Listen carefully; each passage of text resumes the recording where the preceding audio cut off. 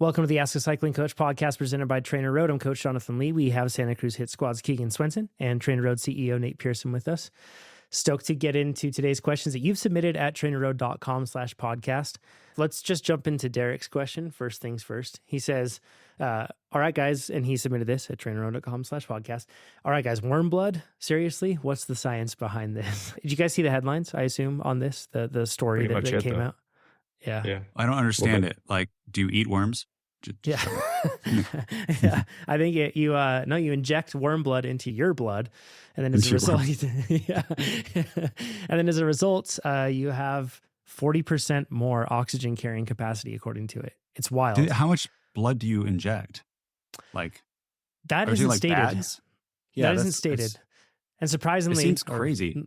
Not surprisingly, there's no like walkthrough in terms of what to do and putting worm blood into your own blood. Yeah. Yeah. But they have this. So lugworms in particular, they have a molecule within their hemoglobin that makes it so that they can carry 40 times more oxygen than the same quantity matched human amount of hemoglobin. It's wild. It's crazy too that the blood would work across species. Yeah. You would think that's that not wouldn't work. Yeah. They say it's compatible with all blood types is what they said. And this is like, that's crazy too. It's a medicine that is used for different medical purposes. And apparently this company that produces that said that a cyclist from a prominent world tour team contacted them asking them for it. But yeah, it's insane. I can't believe that worm blood would somehow not make you sick or something, make your blood even damage your blood. Yep. There's probably some nasty side effect. Right? It's nasty watts. Yeah. If anyone knows more about this, please put it in the comments or in the forum. Like, I don't want to do it, but I'm curious, like in the science of how worm blood would work, or if you do a little bit and that increases more. Because imagine if you had the extreme, you had all your blood replaced with it. You're suddenly 40 times more like carrying oxygen capacity. That would be insane. I feel like you'd never get tired. I don't know. Something else would be the limiter, right? But it would just be insane. Yeah. So please let us know. Yeah. Agreed. Yeah, that's it. And it's worth stating that there's a story that broke about this where they say one cyclist reached out to them. There is no sort of example of cyclists getting caught with this. There's no even evidence that it's being used by anybody. WADA did say they're aware of it and take that for what it's worth. I don't know what that means, but they are aware of it and they say that they can test for it. But I think the craziest part is the half-life is really short. It's 4 to 8 hours, 4 to 8. Whereas if you're dealing with something like EPO, it's substantially longer. So this is, something that in theory, you could take it and then you could go out and do a 4 to 8 hour ride and perhaps enjoy the benefits of having that throughout that 4 to 8 hour ride. Maybe you can train harder. Maybe you can recover afterward a little bit better. And then by the time you get back from that 4 to 8 hour ride, it might be harder to find in a test, even though there would still be some thereafter. Yeah. So I should ask ChatGPT, but the way, half-life works is halfway, so at 4 hours, half of it's in your system, another 4 hours, half of that, 75%, and then more and more until it goes down to nothing. Even though if you actually did that, it would never actually hit nothing, but it does. Yeah. And I want to say that's probably around a day. Then it's completely out of your system, but we don't know how sensitive this test is either to test for it or how much is in your body of this blood. Cause it's definitely not all your blood, right? That seems weird. It wouldn't be that. It's a lot of worms. And I wonder too, what the performance benefit of it would be of increased speed and stuff like that. Probably just a higher aerobic capacity. Exactly. I don't know. Exactly. That's a good the curious question. part. Keegan, do you ever don't dig name any dig names for worms? Keegan as a kid was just eating earthworms and stuff, and that worm Smacking was him there, down. and his genetics changed like a Marvel superhero. You're a pro and talking to other pros. Are there ever rumors about people you don't have to say anything because we don't know anything for sure, but people go, that person did get a lot faster this year, or something like that? Or what is it like? Yeah, yes and no. It really comes down to two of kind of where they're from and how much they test in those countries. And so, you always, try and give them the benefit of the doubt, but you might have your suspicions sometimes. Cause it's hard to know. Maybe they changed training drastically. Maybe they got a new coach. Maybe they changed nutrition. So there's so many variables, but yeah, sometimes you can't help but think about it too, so. Is it, what's the feeling you get from that and what do you do with it? Just try to beat them. Beat them. Just try and beat them. Just beat them. Because it makes you feel better. If you think they're dirty and you beat them, then it makes you feel better. So I feel like for you, it's like maybe a fuel for like grit, because you're known as like a super grit rider on really long stuff. And I could just see that in your head of just like, I'm just going to outwill this person. I don't care what they have in their system. I don't care how many earthworm worms they have in their blood. Yeah, still going to beat them. It's pretty crazy. But this is certainly not like the most like far-fetched thing we've heard of with cyclists. Like, you guys remember that story when there was a team in Europe and they were going to junkyards buying old BMW headlights that had xenon gas in them, and they were huffing the gas out of headlights. So like, yeah, I mean, earthworm seems like a low risk thing to be able to do. Totally so reasonable. And John, you're gonna do a video about something else that like might be. Let's do a little debate without saying what it is, just to tease it. But I personally think that if you did this, you would actually limit your training. It would be great if you're maybe at the lower end or have some I don't want to weight to lose, but at like someone like Keegan, he wouldn't be able to really work as hard as he needs to keep his aerobic system as strong as it is. My logic, so this video should be out maybe by the time this podcast is out, or if not within a week or so. And my logic takes me down the same path, Nate. But at the same time, I've also like learned to grow skeptical of my own logic, because sometimes I can logically bring myself to a wrong conclusion, particularly when it comes to like complicated things about how our body reacts to substances like this. So, but it's, let's just assume that that's not the case, Nate. Let's assume that it is beneficial. Ooh, crazy. Insane. And it's legal. Like, I literally checked it on Global Dro and it gave me quite literally 2 green thumbs up. So it's not like it's undiscovered. It's like, no, it's totally fine. Do you want, we've been teasing it so much. Do you want to just do like a high level? Because then your video goes into depth and we just say what it is. Yeah, sure. Yeah. But if you're listening to this, you need to watch the video and share it with your friends. How about that? Have to. Yeah, it's required. It's about semaglutide, which goes under a bunch of different names like Ozempic and a lot of different things. But effectively, it's a drug that's been utilized for diabetes to help with weight loss and glucose control and everything, and insulin control. And then in 2021, it really it flooded the whole world with the fact that it was now being used for people that were clinically diagnosed as clinically obese. And doctors could then prescribe this, and the weight loss is substantial. So we're talking 15% weight loss over these gigantic studies. 15% body weight loss is average for what people have on this drug. And if you look at that, it's insane. And in the video, I go into like how it works. I go into all the different things, but then I go into the implications of what that would mean for me and how fast it would make me, on Alpe d'Huez. So stay tuned. It's really good. It's interesting stuff. This thing too, that when you take this, it's a peptide. It's easy. It's like no effort to lose the weight. You're just less hungry, and it changes some, like you said, the glucose and insulin response inside your body. It can maybe reverse type 2 diabetes or help with that, which is crazy. And there's a new one too that's out. That's Triz. I forget. Trizepatide or something like that. Yeah. Yes. And then the other one that you hear about, you don't really know, but they say like Hollywood actors, they do this to get in shape for a role, and they don't take as much, right, to lose 15%. Yeah. But they just do a little bit from their doctor. There's a study that looked into that, by the way, that looked into half dosages and the effect, and it's still a profound effect. Half dosage doesn't get you half the weight loss. It actually gets you a bit more than half the weight loss. So it's pretty crazy. The whole peptide thing is Nate, I wonder if our entire world is going to change with these peptide injections, because I mean, heck, you can get stuff that makes you tan. You just buy a peptide, you inject it, you're tan. It's like, it's pretty wild, you know? There's other peptides too that help with a lot of things that would help with cycling performance and growth hormone and like even like increasing deep sleep. There's a peptide for that. And what they're engineered amino acids to like release hormones in your body and do other stuff like that. Please explain it better in the comments, somebody. Those are banned. John and I looked through a lot of them, like ban. This one is not. And I don't know. I don't know what the half-life, some of these are, it's just, it's so tough. There's so many things that can make you faster and that are banned. And if I was racing at a pro level, I would get probably really frustrated all the time. But man, to the semaglutide, as far as I know, John, there aren't like the side effects are like light nausea and we don't know of any really long-term stuff, I guess, but talk to your doctor if you are It's like if you're It's sorry, pretty John, go crazy. ahead.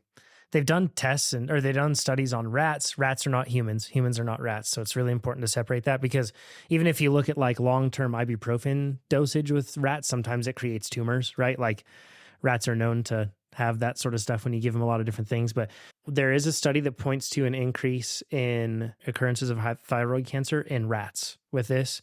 But that's like, there is no idea of the long-term stuff. We just don't know yet. I'll go over all that in the video, and it's pretty cool. And it just makes me wonder, though, this has been out for a long time. I said 2021 it was being used for weight loss, but that's through like legal means. So let's like step back and acknowledge the fact that doping happens not on a legal basis usually, right? It's like things that are absolutely illegal.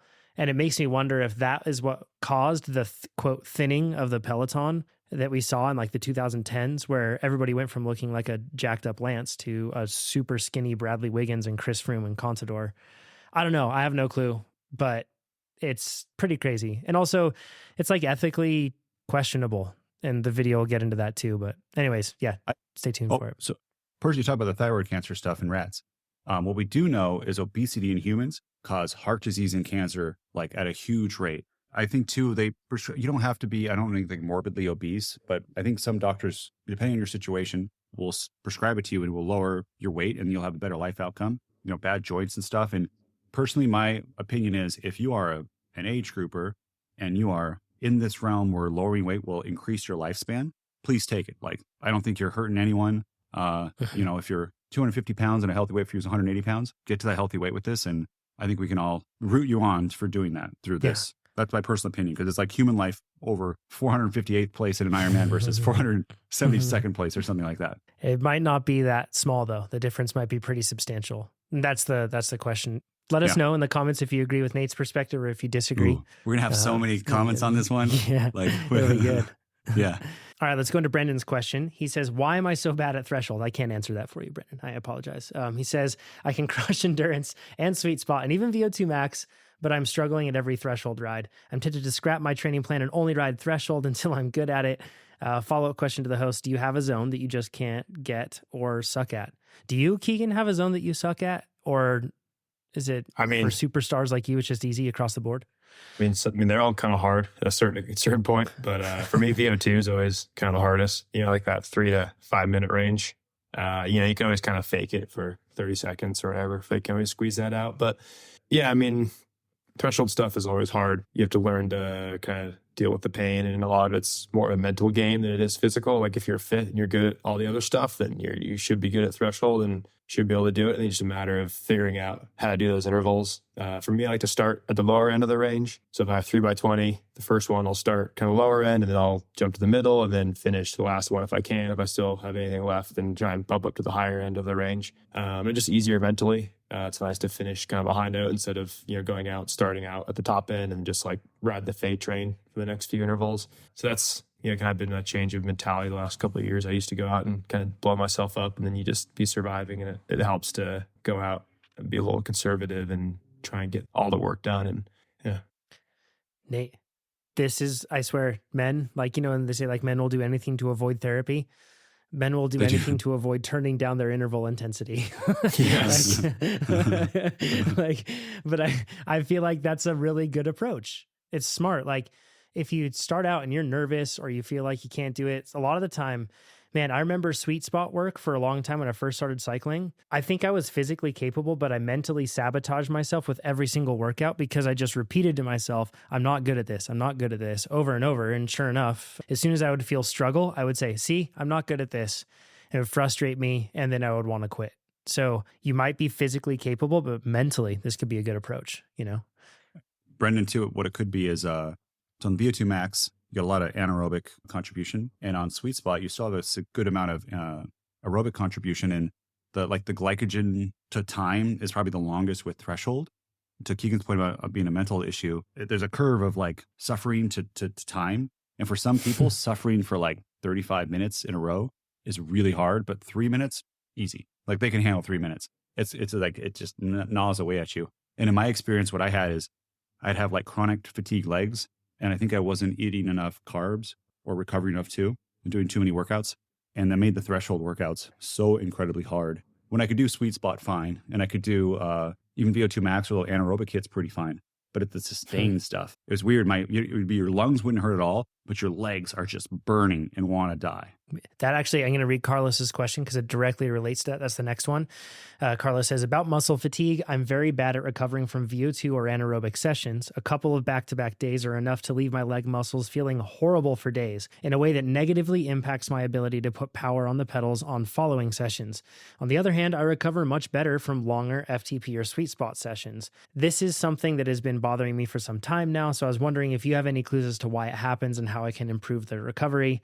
And he says, P.S. I lift weights 2 times per week and consider myself relatively strong for a cyclist.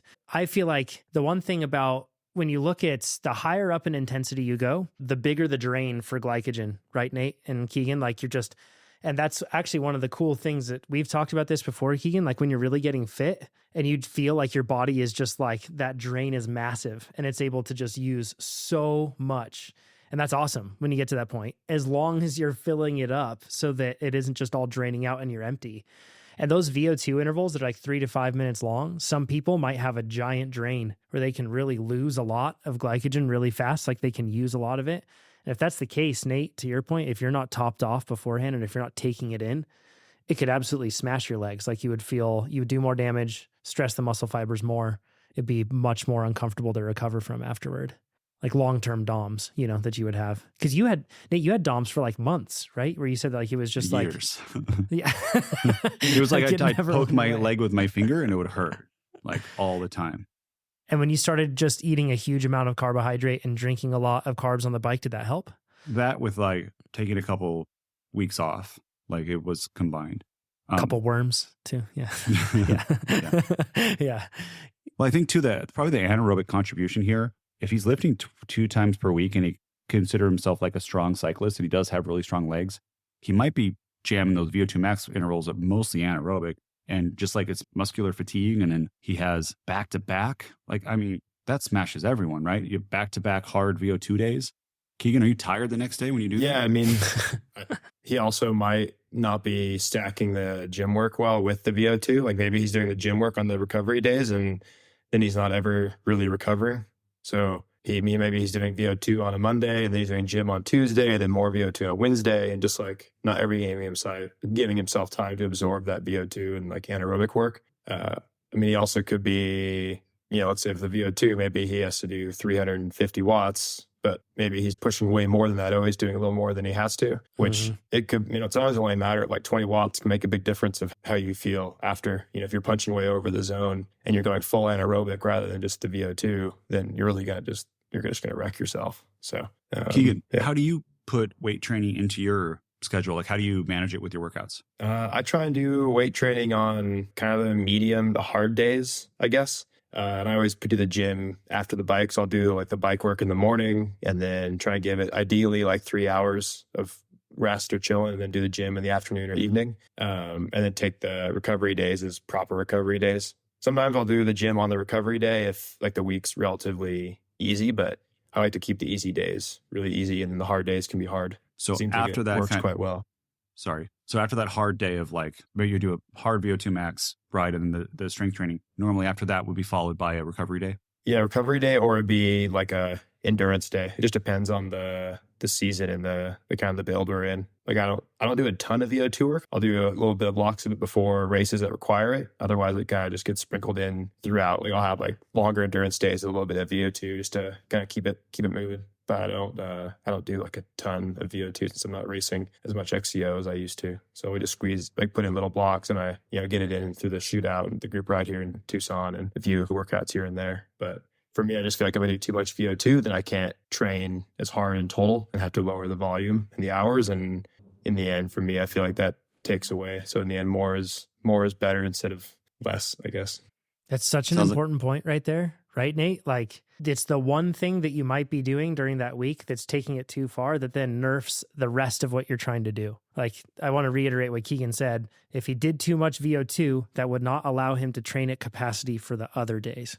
So as a result, he would have 5 days of depressed performance just because of one hero day that he had. And he wants to flip that. He would rather have 5 hero days and then an occasional day where it would be, I guess separate from that. But that's how you do it. So do you do more threshold and sweet spot then for your intensity, Keegan, since you're not doing as much VO2, or do you throw on a bunch of anaerobic sort of stuff? Yeah, mostly sweet spot and threshold. And then I think most of my VO2 comes in like the form of like 30-30s or 40-20s. And those are like sprinkled in over like long, harder endurance days for the most part. Like it's rare that I'll have, like a 2 or 3 hour day, which is relatively short for me with VO2 work. I do get them like time to time if we're going into a race that really requires it. But for the most part, it's like normally a longer day with, short spurts sprinkled in just to keep it. Because for me, I feel like it comes and goes pretty quick, but it doesn't really take a whole lot of VO2 work to get that system going well.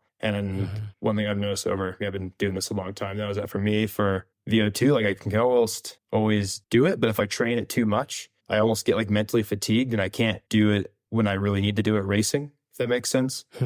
So like, it's almost like maybe I only have, for example, I'm just throwing out numbers, but maybe I only have 100 1-minute efforts at 600 watts. And that's all I have the entire season. And if I do them all training, I've mentally used like all those efforts up. And therefore I guess I can only push so hard. I'm just throwing random numbers, but I talked to some other guys too. I feel like that's kind of a common theme. Like you just don't need to do as much as you think you do, I guess, at least for us, when you've been doing it this much. So I don't know if that's true or not, or if it's just old pro wives' tales, but I feel that way. But your bucket's so full, right? Where like Keegan's filling everything and he's engineered his life to accommodate the most amount of training he can. So those little things like the mental energy to be able to do those intervals, that matters because everything's kind of like run to the limit into the stops. So like you really have to pay attention to that. But for all of us, I think this is why we talk about this quite often. With adaptive training, when it came out, there were a good amount of athletes, right, Nate, that were just like, I'm not training hard enough. At first, that was their reaction to adaptive training. And then fast forward 3 months, 6 months, a year, and they're hitting PRs and having the best performances they've ever had because they aren't going out every day and just like spending those checks and just like throwing out those checks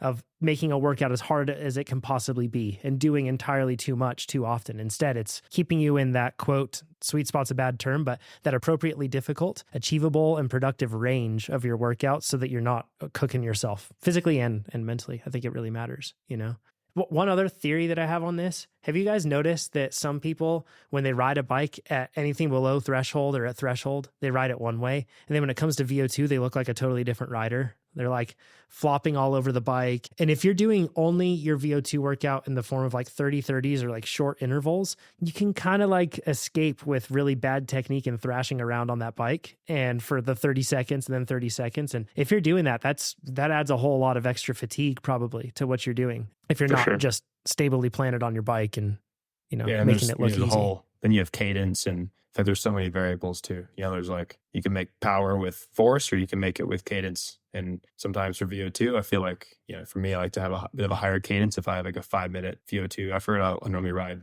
90 to 100. Whereas if I'm doing like a longer sweet spot effort, it's normally down closer to 80 or whatever. So cadence also depends on the effort too.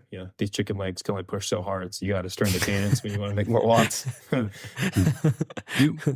it also be something related to nutrition where I think for some cyclists and VO2 max, eating sounds just disgusting to them and be hard to do is eat during that workout, and maybe less carbohydrates being taken in during those rides or afterwards. And that would definitely hurt with recovery. Yeah, in which case you would probably want to try like putting more carbs in his bottles. That way you're forced to, you just have to sip a little bit. Yeah, it's not like if you're only working out for an hour and a half, it's like if you get, not 90 grams of carbs in your bottle, like it's probably enough as long as you get it all down. So you just got to find the easiest way. What do you do for now the long races? Like how many carbs per hour are you ingesting? Shoot for at least like 100 to 120. It really doesn't change, whether it's unbound or whatever. I just become a standard number of it. Like sometimes at the end of these races, you get a little bit of gut rot, but I feel like if you start off like putting it down as much as you can, and if you start to like slack a little at the end, it's kind of okay because you've done such a good job early on. On your big training days, do you follow the same? Yeah, if it's like if I set like a mellow like 3 to 4 hour endurance ride, it's less. I'll have like 60 to 90. But if it's like any sort of intensity or if there's any pressure on the pedals, then it's up over 100. A lot of people would say 60 would be their high end, right, of some rides. In the 3 to 4 hour, they might say, I know people who do this, is just say water only. right? And with I mean, pride. that was Yeah. me too. Yeah, it was you. Yeah. And when you say you go to 60 to 90, is it because you don't need it, or because I mean, drinking 100 to 120 also takes like a lot of effort. Like it's got to think about it, got to carry a lot with you. So what are the reasons why you drop down to 60 to 90? Because to be clear, I mean, you're burning enough calories that even at the bottom of your endurance zone, you could be drinking 120 grams per hour and you'd still be going into a caloric deficit. So why do you drink less on those days? I don't know. I guess I just feel like you don't need it. I'd rather maybe have a little more like food off the bike, or I guess also it's nice, like a bit of a mental break. So I'm not quite so focused on it on the bike. Like maybe I'll just bring like in my bottles, may only have 60 per bottle. And then I'm eating like more food that I might enjoy, like cookies or more snack food. Whereas if it's like a proper hard workout, it's like the full never second program, just gels, like drink mix for, it doesn't matter how long the day is. That's all I'm taking in, just proper race gas. So I think it's a little bit of both, like kind of a nice mental break to not be always stressing about nutrition on the bike. Cause you're getting enough, like 60 and 90 is enough to get through the ride. Then it's fine. But then when you're really pushing, it's nice to have, kind of same thing you race on and make sure your body's like well accustomed to it and used to taking in that amount of fuel. Yeah. So John and I have both stayed, John multiple times with Keegan overnight during like stage races. And it is insane how much food he eats afterwards. Like I thought I ate a lot, and I don't think I could keep up. Like arguably I had some juice where you didn't drink some juice, but like solid food, like I don't know, boxes of cereal afterwards. And I wish we could you should film that, Keegan, and like put that on the internet. People would love it. But because with your performance and then the amount of food that you eat, and people could tie those together. And I think you probably have way less bad days like this, or tired days, or poor recovery. And on your recovery days too, do you like cut out carbs then? Is that what you just like no carbs, like salads on recovery days? Depends on the recovery day. Sometimes, yes. But if it's like one recovery day in the middle of like 2 hard blocks or whatever, then obviously you still have to take in the fuel to make sure you're recovering from the last block and also then preparing for the next. It's like your one day to like actually refill the tank instead of like always kind of running on empty. But if it's a recovery week and you're getting near the end of it, and it's kind of sometimes it's nice to like taper off the carbs a little, maybe just more fat and protein, and kind of focus more on the other nutrients because you don't need the carbs as much. But it really just depends on the week and the season. I think you hit the nail on the head is preparing for your next workout. So yeah, that's the key. We've had this so much on on my recovery day. Should I just not eat anything or eat as many carbs because I'm not actually training that day? But it's about refilling your body with glycogen so that on the next, and repairing, all the other stuff that happens, so the next day you can train hard. Yeah, you always got to be looking ahead, knowing. Sometimes it's like stressful if I don't know what's on the plan. Like, do I have a big day or an easy day? Like, do I need to like slam carbs for dinner? Or you always got to be looking ahead and making sure you're getting enough in the tank. Yeah, I think it's all relative to you too. If people saw again what you ate, Keegan, it'd be equal parts horrifying and impressive for a lot of people. Roller dogs. And yeah. And when you're talking about tapering off the carbs, I guarantee you'd still have your cereal that you have at night, or you'd have like, you'd still pancakes. Be pancakes. Still getting enough. It's not like I'm not eating any carbs. It's just like I'm not having absurd quantities. It just just getting enough. So it's not like they ever completely go away.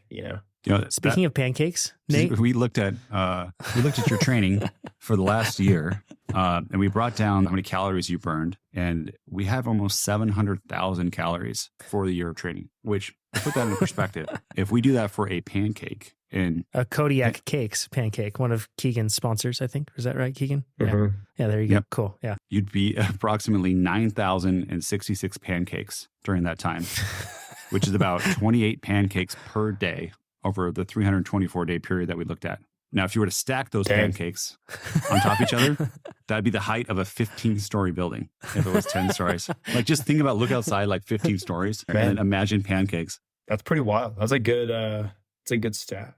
Yeah. I know, it's insane. And then if we, for the distance you traveled, you went around the earth just a little bit over one time, like just in cycling. And a lot of that too was mountain bike stuff, which is just insane. I thought I did too. I laid them side by side. Maybe I don't do that. I think you did. Yeah. But yeah, that's a lot of pancakes, man. Like, think about how many calories you burn. That's, I guess, the perks of a high FTP. Let's get into Cass's question. Cass says, I'm an endurance. Oh, I'm sorry. Oh, Nate, go ahead. So side by side, it would be like if we laid the pancakes side by side, it would be 1.36 kilometers or about 0.8 miles. So just like walk 0.8 miles and just imagine lines with pancakes the whole time. That's how many. I mean, he didn't actually eat that many pancakes, but he does eat you still eat pancakes every morning? Not every morning, but a few days a week for sure. You used to do every morning, didn't you? Used to, but then recently, I've gotten Tobin teammates kind of got me a little on the oat train. So here and there, I'll have oats for breakfast, which Kodiak also makes really good oats, which is great. So thanks. Nice. Yeah, there you Good go. job keeping it sponsor correct. That was good. Yeah, it was risky there for a bit. I was worried. Cass says, I'm an enduro racer using a low volume training plan to prepare for the 2024 race season. On weekdays, when I'm not doing a planned specific workout, I plan to work on skills by sessioning some short, local downhill trails. Additionally, I plan to spend 1 day per week either on a long mountain bike endurance ride or a long shuttle downhill focused ride. So what advice do you have related to limiting the risk of overwork? Is there any additional advice you have for someone looking to spend the winter improving both fitness and on the bike skill? I've fallen into this trap before, Keegan. I don't think you've done this quite as much, but where I'm like, oh, I'm just going to go for a fun enduro ride on the trail bike sort of a thing. They're heavy bikes. They roll slow. So you always put out a lot of watts when you're riding them, like more than you would otherwise. And you end up accumulating a huge amount of time in Z2 when you should just be resting. It's just not like a really productive way to be able to spend that time. I think e-bikes are the answer for Cass, right? Like Nate had one, he would ride with me and you were happy carrying on conversations while I was dying. And like, but you use them in your training still, Keegan? Do you? Yeah. I ride e-bike a lot. I try and do a lot of recovery days on it just because I don't ride my mountain bike as much as I feel like I should. So it's a nice way to get in some more dirt time without having to push hard. And I think it also depends on where she lives. Like you can ride your enduro bike and stay in zone 2 if you're like not hoofing it up steep fire roads or whatever else. I think you just have to kind of plan accordingly. If you have a power meter on it, that's even better because then you actually know how many watts you're doing. Because those tires do out, the heavy tires, the bikes, it just depends on the bike too. Maybe it's 170 bike, maybe it's 130, maybe it's 140. Like there's big variances in enduro bikes, right? So yeah, I mean, e-bike is a really good tool. I think a lot of time in the gym, it'd also be good. It doesn't directly correlate to skills, but I think the stronger you are, the better for enduro. I mean, you look at like Richie Roode, and he's built like a gorilla, and he's really fast, and it makes you more durable because eventually you're going to crash racing enduro, and you want to be able to take a hit, and it's easier to hang on to the bars because you get fatigued, and so yeah. Part of me feels like it'd be fun to have Richie on this podcast, but then I also remember that Richie doesn't like talking, so he might not be great on the podcast. But I mean, I learned, yeah, there's we're good, trainable. there's good banter. There's good banter in group chats there with him, and you'd be surprised finding out how like detail oriented he is on his training. Big time TrainerRoad user too. That's pretty cool. So. The one advice I have for you, Cass, is that especially with the shuttling, you might think that this isn't going to impact my training.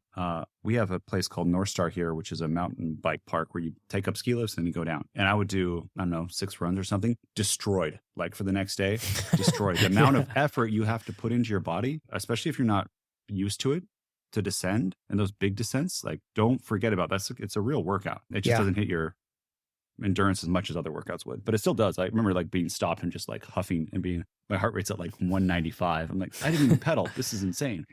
Yeah. I think this is a good alternative use for master's plans, Nate, honestly, because if you're thinking of like, I'm going to do 3 intense workouts a week, and then I'm also going to do this downhill training, and skills training, that sort of stuff. Those are intense days too. Those are not recuperative days. So like if you do a master's plan, it will cap your intensity at 2 days per week. So then that way you could have one other day a week where you're really, you allow yourself to ride hard in a downhill focused scenario and understand the fact that like, okay, it's not going to cook me too bad. But that might be a good option for you, because otherwise it's really easy to just be like, okay, I have my skills day, which is hard on your body. You have your 3 interval days, which hard on your body. And then you might have a shuttle day, which is intentionally easy, but not really. It's actually really tough on your body. Suddenly 4 to 5 hard days a week, and it's hard to recover from that, right? So you have to watch it for sure. E-bikes, it'll help. And also the full powered e-bike. Like if your goal is to get an e-bike to be able to avoid hard efforts and recover, you want a full powered e-bike, not the half powered ones that feel. Yeah, and boost mode, like, exactly, all the time. Like, because otherwise you'll get to short little steep sections and boom, you just put out 400 watts again. And those add up, those little punches over and over. So plus it's way more fun. with boost mode only. That's pretty sweet. Yeah. Joseph says, I first have to say, I love the product. I've come from 180-ish FTP to 261 last season, all on pretty much low volume. So good stuff, man. Way to go, Joseph. That's awesome. Huge improvement. My question stems from me feeling like I'm hitting a wall in the progression. I trained about 4 days a week on the bike and 2 days a week weightlifting. Since I've peaked last season, I've seemed to hit a wall of FTP around 255 to 260. Considering the fact that he went from 180 to 260, that's, that's still a lot. That's good. Yeah. It'll go up and down. I'm thinking I need to increase my volume. Since 2-a-day workouts are pretty tough for my schedule, I'm thinking after my 3 key workouts a week, I can immediately hit a zone 2 workout to cap off the workout. Is this an effective strategy though? Would I have to do an hour long of Z2? Can it be achievable? My nutrition's dialed and my sleep is tracked with an Oura ring and get at least 7 hours a night. I really don't want to cut out weight training because it just makes me feel stronger overall. Any help is greatly appreciated. 5 stars on all the platforms. Keegan, how do you make sure that your weight training doesn't mess up your other training first? We talked about like the timing part, but how about periodization? Like, do you kind of back off on making it harder or lifting more weight or doing more reps or more sets at a certain point in the season? Yeah, I mean, thankfully I have a coach that organizes all that for me, so I don't really know the full weight train periodization program, but I do. I kind of pay attention and kind of know what's going on. So it definitely like gets lighter as it's like, we have like right now it's fairly light. We're just building up strength before we start getting into the heavy season, which is normally like January, February, March. It's pretty heavy. And then going into the races, it's definitely backed off. And a lot of it's more like quicker, faster movements with maybe just a little bit of heavy just to kind of keep that system firing. But it's definitely pretty light. And most of the workouts too, like my gym work normally isn't more than 30 minutes. It's rare to have like a 45-minute long workout. So, there's like 2 or 3 days a week at most, and they're all pretty short and sweet. And just go in, bust it out. Normally it's one heavier set, and then there's, some lighter, quicker stuff, and then some core or something. I mean, you can definitely overdo it in the gym. Definitely not hard to do to leave yourself pretty wrecked. So, yeah, I mean, it's hard to think. You can say you're just doing 2 workouts a week, but those could be an hour and a half long, and they're going to be they can be way more intense than anything he's doing on the bike. So, yeah. Nate, looking at this athlete's career, so they peaked, right? And then they say that they felt like they plateaued after that peak, which honestly isn't, I mean, that's, you don't expect to continue raising an FTP after your peak. You'd expect to drop down a little bit and then you can rebuild, but it's kind of like an upward trending sawtooth where like you'll go up, you'll drop down a little bit, but the next time you get up to a peak, it'll be higher than the previous peak. So I wonder if maybe Joseph has a misunderstanding there, but there's probably other points that we could point out after looking at his career in terms of like kind of red flags, maybe. Yeah. In a certain general, without speaking directly at his career, is that yes, there's going to be a certain time where more volume is going to be needed to make you faster. And you hit the nail on the head there. Well, there's multiple ways to do it, but one way could be adding endurance ride at the end of an interval session. And I think, Keegan, you do this almost every ride, right? You mix in intervals and then have long endurance to get more volume. Is that correct? Yeah, all the time. I mean, it's rare that unless it's a recovery ride, it's always almost 3 hours long. Mm-hmm. Mm-hmm. And then how long would your interval session be, you think, inside of that, if you do intervals? I mean, it varies. Sometimes it might be like a 3-hour ride or 4-hour ride, and there's intervals like every 30 minutes or whatever. Sometimes I'll warm up for an hour, pack in like maybe an hour of work. So maybe there's VO2 or threshold. It's like there's an hour of structure in the middle, and then there's more endurance at the end. So they're structured different ways. It's not ever just one thing. So that's the second part. That was going to be my first suggestion is, at the end of the workout, we have this like extend cool down thing, and you could extend it 10, 20, 30 minutes. And then if you hold down the increase intensity button, you can actually raise it up all the way up to 170 watts or whatever you want to have that endurance for the extra ride. And that's one way to add extra volume without having to add an extra workout. And as Keegan said, we'd rather have you do some little bigger workouts on that day and have a good recovery day than to kind of like stack moderate hard days, one after the other. Another way is just, if that feels good, you can use the workout alternatives. Instead of doing a 60-minute ride, do a 75-minute ride. And I would just do this slowly. Don't like change all your workouts to 90 minutes. You can actually do this inside of Plan Builder now. In the upper left-hand corner of the calendar, you click on the plan block.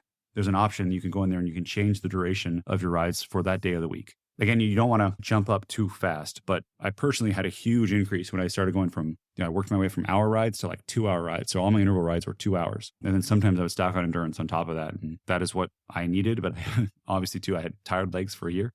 So if I wasn't doing it optimally, that's another way. And then another one is like, adding those endurance days too inside your schedule. Maybe that Sunday long ride we do the master's plan, Wednesday endurance ride. But looking at your career, you're averaging, recently you had a little bit of a spike of training stress, but other than that, it's kind of like around 200 or 240 TSS average for like 6 weeks, which is good. But I think maybe you just need more. But also looking at your career, it looks like you have moments of consistency and then moments of not. I saw food poisoning in there. I saw getting sick after, probably maybe training a block too long. And that's probably the biggest one is like that consistency. And if you're trying to jump up in volume and then you find out your consistency gets hurt because of these things, and I food poisoning, wasn't because of training probably. And you just have to be aware of that and then make the adjustment so that you can be consistent. If it's more sleep or rearrange your schedule, eating more, or just changing the volume and types of your workouts. Well said, Nate. And looking at this too, during some of the recovery weeks, it looks like you've done 130, 150, even 200% of what you should have done during the recovery week in terms of TSS or time. And that's something I've noticed with your training, Keegan. Sometimes what Jim Miller, your coach, has laid out for you, you do less sometimes on those recovery weeks. You really take it seriously to go easy on a recovery week. And that's been a change for you, isn't that right? Like you used to not be that way. Yeah, I mean, I generally will go over on proper training days if I have a 5-hour day, and then maybe I'm like, oh, screw it, I'm just going to do 6, So there's a lot of days that I will do more, or like I'll text Jim, I'll be like, hey, is it cool if I do an extra hour today or whatever? And he always says yes. But then when it comes to recovery weeks, like I feel like that's your time where you can make sure you're caught back up. If you have been doing more, if you're extra stressed, you can, if you have an hour and a half ride in the plan, you don't feel like riding that long, just ride an hour. Or if you only want to ride 45 minutes, like that extra 15 minutes isn't going to make a difference in fitness, but it might make a difference in like how you feel mentally and you're fresh. And there's no reason to go putz around the neighborhood to get an extra like 20 minutes of riding, to just do your hour recovery loop or whatever and call it good. Or if you have any sort of like workout during your recovery week and you don't feel fully good, then just push it one more day. Or I think recovery weeks are like where you can have a little more flexibility. And I mean, it's still important to ride and kind of do as your plan says, but there's no reason to ever do more. You can save that for your training days, like we're just going back to like adding on time after an interval day, like add your time there, but then take your recovery more seriously. Otherwise, like you said, you end up just kind of plateauing. You're just doing the same thing instead of like building up, you just get stuck. And it is tempting. Sometimes like, well, what if I just go ride like a longer ride easy during the recovery week? It's not recovery and it's not training. It just wasted time. So just junk miles, as I call them, which are completely useless. So you have to be chilling or you should be training. Yeah, that's super important. Also, I'm looking at your career and you were training 3 days a week. And then after your goal event, you did like the opposite of what most people do in terms of deloading after like loading all season. You actually started training 5 days a week instead of 3 days a week for a while. And when you start to do that right after you've peaked, you should expect to feel like you've hit a wall. Like your body's probably pretty tired from ramping up over that course of months. It's time to let it chill for a bit and then go back into things. And if I'm looking at your training volume, training somewhere around, 4 to 6 hours a week as what you have been doing, I'd be hesitant to think that like the answer is adding volume through Z2. And instead, like what Nate was talking about, I'd be more focused on, well, is there a way for me to just do more productive work? Like at 4 to 6 hours a week, you can probably put in 4 to 6 hours of higher intensity work, meaning that you aren't just, sitting at the bottom. And if you add something in that is like a low range endurance zone workout added into that, it's probably not likely to add a whole lot. It might be getting close to like what Keegan said in terms of junk miles, but you have to find out which side of the fence are you on. Are you recovery constrained or are you training load constrained in terms of why you're hitting a plateau? More often than not, it's because we're recovery constrained. We're not recovering enough. We have too much training load coming into our lives and too much stress coming into our lives for the amount that we can actually absorb and get better from, right? So you have to figure that out. Tracking your sleep is a really good way to see it. Like if you see more disturbed sleep, it's tougher. You wake up and you feel worse every day, that sort of thing. You can kind of get those memos to say, yeah, I guess that I'm probably hitting a plateau because I've got too much fatigue. But if you feel fresh and eager to train every day, you're ready to go, and you aren't seeing disruptions in sleep or anything else like that, feeling like you're always empty and hungry, then yeah, you can probably add more on. But again, I'd probably just look at moving your workouts from 60 minutes to 90 or 90 minutes to 2 hours, something like that. That might be a more productive way to go about it. Z2's in vogue. I know everybody just add Z2 is like the Band-Aid that we put onto the Flex Seal thing, but it's not really that straightforward a lot of the time. So, all right. Thanks, Keegan, for joining us today. Shorter episode than normal. Hope if you appreciated this podcast and Keegan taking time out of his schedule to come on the podcast with us, share the podcast with your friends, give it a thumbs up, share it on Instagram, tag Keegan so then he can see that stuff. You can rate the podcast on Spotify. That's a huge way to help us. And go to trainerroad.com and sign up if you haven't yet. We'll talk to you all next time. Thanks, everybody.